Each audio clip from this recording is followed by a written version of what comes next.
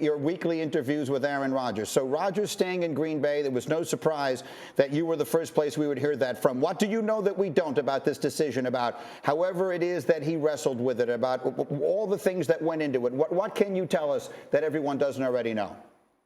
So it's a fascinating situation because we kept up with the entire story about what was going to happen. And obviously the legend Diana Rossini in there was breaking some news, and she is fantastic at her job. But through the entire process of him deciding what he wanted to do, what he wasn't going to do, I didn't mention or chat with him at all. I kind of let him go off into his own world, didn't want to put any pressure, didn't want to hear what it was. Then when my source called me the other day and said, hey, he's going back, I'm going back to Green Bay. I think what was being talked about that hasn't been chatted about is that retirement was a very real consideration for him.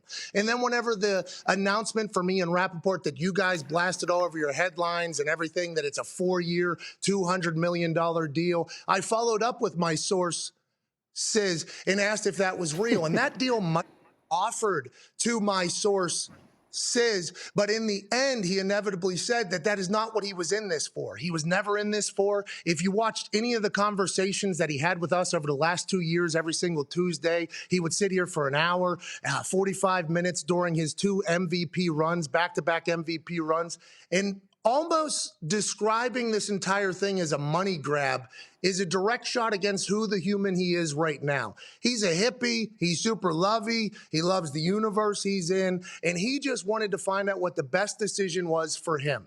There was retirement thoughts, considerations. I was told by my source, says that he meditated on that, thought about that for a long time, and inevitably he's going to go back to the Green Bay Packers on a cap-friendly deal, hopefully get a lot of pieces around him that he loves and he enjoys, and make another run at this thing for the Green Bay Packers. But I don't believe this was a clear, concise decision the entire way. I think there was multiple days where he thought about doing something vastly different than going back to the Pack.